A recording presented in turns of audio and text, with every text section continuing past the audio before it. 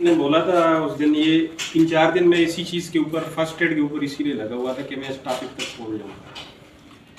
अगर खुदा ना खास्ता किसी को इलेक्ट्रिक शॉक हो जाए, मतलब ये कि बिजली ने उसको झटका दे दिया, ठीक है, उसकी वजूहत होती है लापरवाही, जैसे आप कह रहे हैं कि हाथ गीले हों या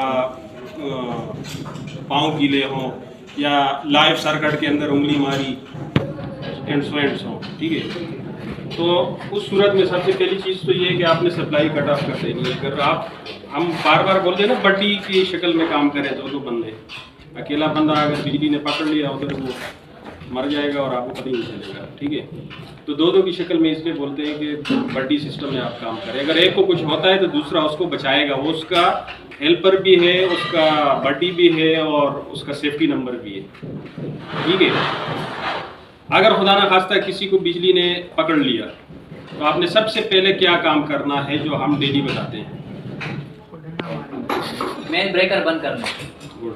सबसे पहले आपने सप्लाई कट ऑफ कर देनी है, ठीक है। जब आपने सप्लाई कट ऑफ कर दी तो फिर आपने उसकी नौइयत देखनी है कि बंदा बेहोश है, होश में है, क्या कंडीशन क्या है उसकी, ठीक है। दूसरा, वो जो वायर, जो लाइव सर्किट है या जो भी है, किसी खुश्क लकड़ी से उस बंदे को हटा देना है उससे, ठीक है।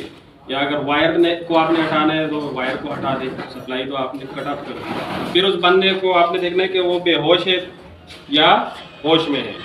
अगर होश में है तो आप उसको, उसके जिस्म को ठंडा ना होने दें, उसके जिस्म को वार्म अप करें। जैसे पुराने वक्तों में लोग क्या करते थे, ज़मीन में गाड़ देते थे इतना कि यार ये, अच्छा ज़मीन में फिर वो जब यहाँ तक गाड़ते थे, उसकी दो वजूहत होती थी, एक कि उसके जिस्म से अर्थ निकल जाए, दूसरा उसका जिस्म वार्म अप रहे, ठीक है। लेकिन वो हो सकते हैं अपनी जगह पे ठीक थे। अभी ये है कि उसमें ये जिक्र तो नहीं है फर्स्ट एड में, उसके जिस्म को आपने वार्म अप रखना है, मलना है, और फर्स्ट एड आपने किस तरीके से देनी है। अगर वो होश में है तो उसको देन एंड देयर एम्बुलेंस में आपने हॉस्पिटल तक लेके जाना है, लेकिन उसके हथेलियाँ, उसके चेस्ट को थोड़ा सा रगड़ना है ताकि वो वार्म अप रहे, उसको ठंडा नहीं होने देना, ठीक है। अगर वो अनकॉन्शियस हो गया, बेहोश हो गया, तो फिर वही तरीका है जो मैंने आप लोगों को बताया कि उसके चेस्ट कंप्रेशन और एईडी और ये सारी चीज़ें, फर्स्ट एड जो है, सीपीआर आपने करनी है। उसकी सांस की बहाली का अमल तब तक आपने जारी रखना है जब तक स्पेशलिस्ट के पास, डॉक्टर के पास उसको आप नहीं पहुंचाते, ठीक है। उसके बाद ये इनका टॉपिक था उस दिन, ठीक है, इन्होंने सजेस्ट किया था और अच्छा टॉपिक है। इसके बाद आपने टेक्निकली ये चीज़ जहन में रखनी है, आपको पता भी होगा, जब दो सप्लाइयाँ टकराती हैं आपस में तो क्या होता है? जब दो सप्लाइयाँ आपस में टकराती है तो क्या होता है? शॉर्ट फ्लैश होता है, फ्लैश होता है ना। तो बीच में जो चीज़ आती है, पैनल है या ब्रेकर है या जो भी है, नुकसान उसी को होता है ना। हमारे जिस्म के अंदर जो हम इनहेल कर रहे हैं, जो फ्रेश एयर हम इनहेल कर रहे हैं, उसी से जिस्म के जो दिल है, इसके एक पोर्शन के ऊपर पल्स बनता है, जिसे हम इलेक्ट्रिक करंट बोल सकते हैं, ठीक है।